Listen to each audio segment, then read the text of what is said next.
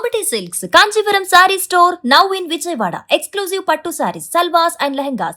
British కాలం నాటి కట్టడాలు మనం అవి కట్టేటప్పుడు చూడలేదు, కానీ వాటిని కూల్చేటప్పుడు చూస్తే వాళ్ళు వాడిన మెటీరియల్ ఎట్లాంటిది అనేది అర్థమవుతుంది. ఈ రోజుల్లో ఏ స్ట్రక్చర్ అయినా చూడొచ్చు, గట్టిగా 30-40 ఏళ్ళు మించి రావట్లేదు, కానీ వందల ఏళ్ల నాటి కట్టడాలు ఇప్పటికీ కూడా సజీవంగా నిలుస్తూ ఉన్నాయి. ఈ విషయం ఇప్పుడు ఎందుకు చెప్తున్నానంటే, ప్రస్తుతం నా వెనక కనబడుతోంది మా కెమెరా పర్సన్ వినయ్ చూపిస్తున్నాడు మీకు ఫ్రేమ్. వినయ్ ఒక్కసారి వైడ్ ఫ్రేమ్కి వెళ్ళు. చూస్తున్నారు కదా, నా వెనకాల కనబడుతున్నది కృష్ణా నది మీద కట్టిన మొట్టమొదటి రైల్వే బ్రిడ్జ్.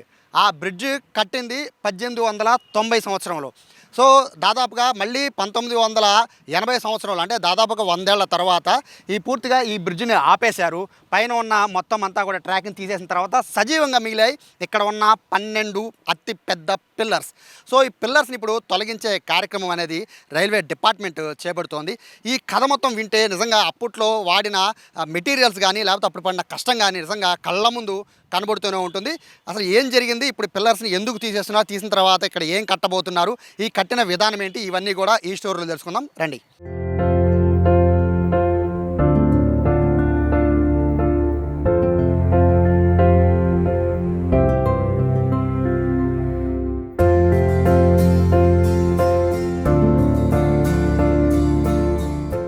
నా వెనకాల కనబడుతున్నాయి దాదాపుగా 12 పిల్లర్స్. కృష్ణా నది మీద కట్టిన మొట్టమొదటి రైల్వే బ్రిడ్జ్, అది కూడా 1890 సంవత్సరంలో కట్టారు. ఆ రోజుల్లోనే అతి కష్టం మీద ఈ బ్రిడ్జ్ నిర్మాణం అనేది పూర్తయింది. దీనికి పెట్టిన పేరేంటో తెలుసా? కృష్ణా ప్యాలెస్. ఈ మొత్తం ఈ స్ట్రక్చర్కి పెట్టిన పేరు కృష్ణా ప్యాలెస్ అని పిలిచేవారు. మనం చూస్తున్న ఈ 12 పిల్లర్స్ స్ట్రక్చర్స్ అనేవి పూర్తిగా ఉంచేసారు, కానీ దీనిపైన ఉన్న మొత్తం రైల్వే మొత్తం ఈ ట్రాక్ అంతా కూడా 25 ఏళ్ల క్రితమే పూర్తిగా తీసేశారు. రీజన్ ఏంటి అంటే, మనం చూస్తున్నాం రెండు వైపులా కూడా మన బ్రిడ్జెస్ చూస్తున్నాం కదా, కొత్తగా కట్టిన రైల్వే బ్రిడ్జ్. కొత్తగా అంటే దాదాపుగా ఒక 30 ఏళ్ళు అవుతుంది ఈ రెండు కట్టి కూడా.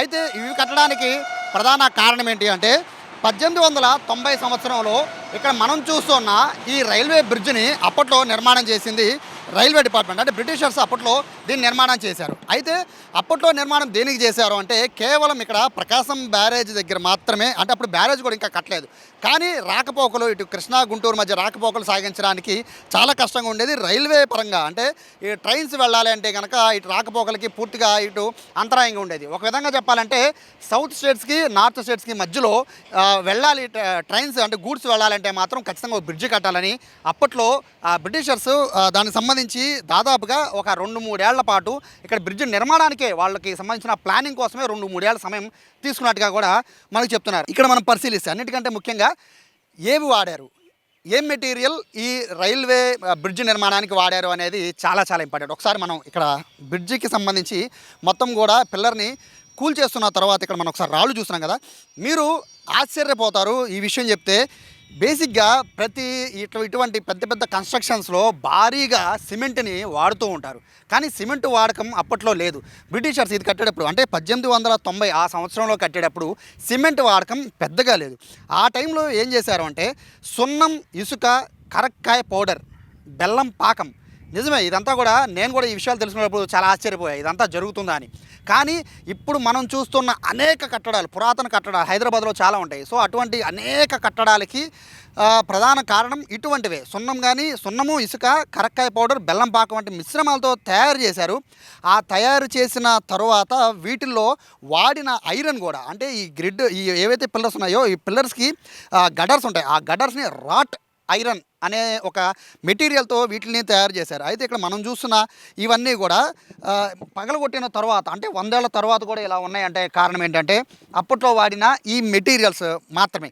ఈ మెటీరియల్తో అప్పట్లో, అంటే 100 సంవత్సరాల క్రితం కట్టిన ప్రతి కట్టడంలో కూడా ఇదే ఫార్ములాని అప్పట్లో ఇంజనీర్లు ఫాలో అయ్యేవాళ్ళు అనేది ఆర్కియాలజీ డిపార్ట్మెంట్కి సంబంధించిన కొన్ని పుస్తకాల్లో అర్థమవుతుంది. అయితే ఇక్కడ మనం చూస్తున్నాం, అప్పట్లో ఈ మిశ్రమాన్ని తయారు చేసిన తర్వాత ఆ మిశ్రమం ఆరడానికి, అంటే బేసిక్గా ఇప్పుడు మనం సిమెంట్తో ఆరాలి అంటే దాదాపుగా ఒక 2-3 రోజుల్లో లేదా ఒక వారం రోజుల్లోనే రెడీ అయిపోతుంది. కానీ ఆ రోజుల్లో దాదాపుగా 6 నెలలు పట్టేదట ఈ పిల్లర్స్లో సున్నము, ఇసుక, కరక్కాయ పౌడరు, బెల్లం పాకం వంటి మిశ్రమాలతో ఒక స్ట్రాంగెస్ట్ ఏదైతే కన్స్ట్రక్షన్ సంబంధించిన మెటీరియల్ తయారు చేయాలి అంటే దాని పేరు గార అని అప్పట్లో పిలిచేవారు. అంటే గార తయారైందా లేదా అనేది.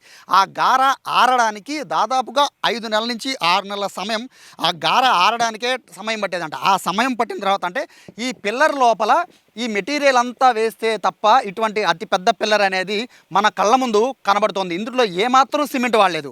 మీరు చూస్తున్నది ఈ ఇంత పెద్ద కన్స్ట్రక్షన్లో ఎక్కడా కూడా సిమెంట్ అనేది వాడకమే లేదు. సిమెంట్ వాడకుండా ఇంత పెద్ద పిల్లర్స్ని దాదాపుగా కృష్ణా నది లోపల నీళ్ల మధ్య లోపల నుంచి ఇంత పెద్ద పిల్లర్స్ని నిర్మించారు అంటే అప్పట్లో ఇంజనీరింగ్ అనేది బ్రిటిషర్స్ ఏ విధంగా ఇటువంటి నిర్మాణాన్ని చేపట్టారో కూడా మనం ఒకసారి అర్థం చేసుకోవచ్చు. అయితే ఈ 12 పిల్లర్లకి సంబంధించి బేసిక్గా వీటిని ఏంటంటే ఈ విజయవాడ చెన్నై మధ్య రాకపోకల కోసము ఈ కృష్ణానది పైన అప్పట్లో ఈ ఒక్క వంతెన ఉండేది.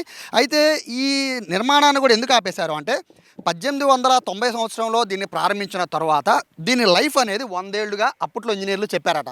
ఆ 100 ఏళ్ళు అనేది 1980 నుంచి 90 మధ్యలో పూర్తి అయిపోయింది. కాబట్టి అక్కడి నుంచి పూర్తిగా ఇందులో ఇనుము కానీ లేకపోతే ఈ మిశ్రమం కానీ కొంతమేర దాని స్వభావం అనేది తగ్గుతూ వస్తుంది. సో దానివల్ల ఏంటంటే బ్రిడ్జి నిర్మాణం పైన కొన్ని ఇబ్బందికర పరిస్థితులు వస్తాయి. కాబట్టి ఈ బ్రిడ్జి నిర్మాణం అనేది అంటే ఈ బ్రిడ్జికి సంబంధించిన రాకపోకలు అనేది పూర్తిగా ఆపేయమని అప్పట్లో రైల్వే అధికారులు ప్రతిపాదించారు. దాని తర్వాత 1890 నిర్మించిన ఈ 12 ఏవైతే మనకు కనబడుతున్న పిల్లర్స్ ఉన్నాయో రైల్వే ఈ లైన్ ఉందో దీన్ని 1990 తర్వాత నుంచి పూర్తిగా దీనిపైన రాకపోకలు ఆపేశారు. 1990 నుంచి 2 కొత్తగా మనకి రైల్వే బ్రిడ్జిలు ఏర్పడాయి. అందులో మనం చూస్తుంది రైట్ సైడ్ ఒకటి, లెఫ్ట్ సైడ్ ఒకటి. అందులో ఒకటి మొత్తం కూడా ఇది 2 వే ఉంటుంది. అందులో ఈ 2 రైల్వే బ్రిడ్జెస్ కూడా ఒకేసారి నిర్మాణం చేపట్టలేదు. దీనికి దానికి మధ్యలో కూడా ఒక 25 ఏళ్ల గ్యాప్ ఉంటుంది. ఒక 25 ఏళ్ల గ్యాప్లో ఈ 2 బ్రిడ్జిల నిర్మాణాన్ని చేపట్టారు. ఈ ఒక్క పిల్లర్ స్ట్రక్చరు కూల్చేయడానికే చాలా టైం పట్టేట్టుంది. ఎందుకంటే ఒక్కటి కూల్చాలి అంటే దాదాపుగా ఒక 15 రోజులు సమయం పడుతుంది. మనం చూస్తున్న ఈ ఒక్క పిల్లర్ అంటే స్టార్టింగ్లో ఉన్న ఈ పిల్లర్ని కూల్చడానికే దాదాపుగా 10-15 రోజులు. అయితే ఇక్కడ వచ్చే జేసీబీలు కూడా ఎట్లా ఉంటుంది సార్, హైడ్రాలిక్ రాక్ బ్రేకర్ జేసీబీలను వాడుతున్నారు. అంటే అత్యంత పెద్ద జేసీబీలని ఈ స్ట్రక్చర్కి సంబంధించి ఒక్క పిల్లర్ని కూల్చడానికి వాడుతున్నారంటే అర్థం చేసుకోవచ్చు.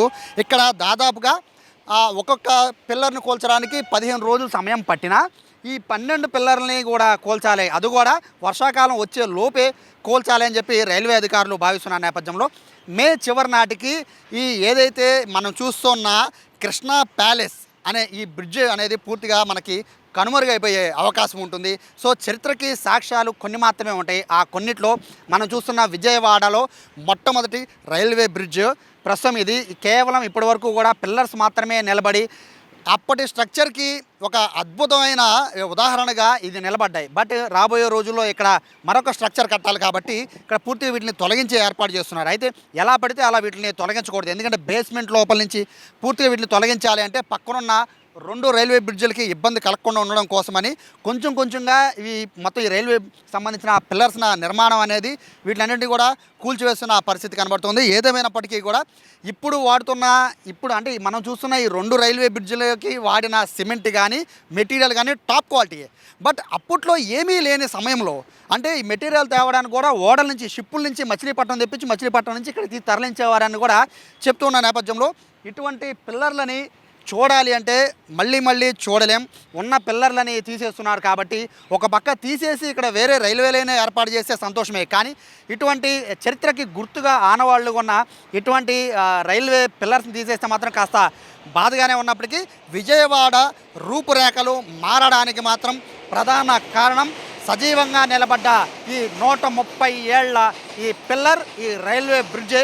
ఈ బ్రిడ్జ్ వల్లే దాదాపుగా విజయవాడ ఇంత వ్యాపార వాణిజ్యపరంగా నిలబడింది అంటే కారణం కూడా వన్ ఆఫ్ ద రీజన్గా ఈ రైల్వే పిల్లర్స్ని చెప్పుకోవచ్చు. మొత్తం మీద అయితే ఈ అతిపెద్ద కట్టడాలను అయితే కూల్చివేత పనులు అనేది చాలా వేగంగానే సాగుతోంది. మే నెల ఎండింగ్ వెళ్ళి మీరు ఈ 2 రైల్వే బ్రిడ్జిల మధ్యలో ఉన్న ఈ రైల్వే లైన్ అయితే చూసే అవకాశం ఉండదు. ఒకవేళ చూద్దాం అనుకున్న వాళ్ళు ఎవరైనా వస్తే కనుక ఖచ్చితంగా ఇక్కడికి వచ్చి దీన్ని ఒకసారి చూడండి. ఇటువంటి అద్భుతమైన కట్టడాలు మనం మొదట్లో చెప్పుకున్నాం, బ్రిటిషర్స్ కట్టేటప్పుడు మనం చూడలేదు. కానీ బ్రిటిషర్స్ కట్టిన కట్టడాల్ని కూల్చేటప్పుడు మాత్రం వాళ్ళు పడిన ఆ రోజు వాళ్ళు వాడిన మెటీరియల్ కానీ వాళ్ళు పడిన కష్టం కానీ చాలా అద్భుతంగా కనబడుతుంది. ప్రస్తుతానికైతే బ్రిడ్జిలో ఈ సంబంధించిన పిల్లర్స్ అయితే కూల్చే కార్యక్రమం అయితే చాలా వేగంగానే జరుగుతుంది. కెమెరా పర్సన్ వినయ్తో సాయి, సుమన్ టీవీ, విజయవాడ నుంచి.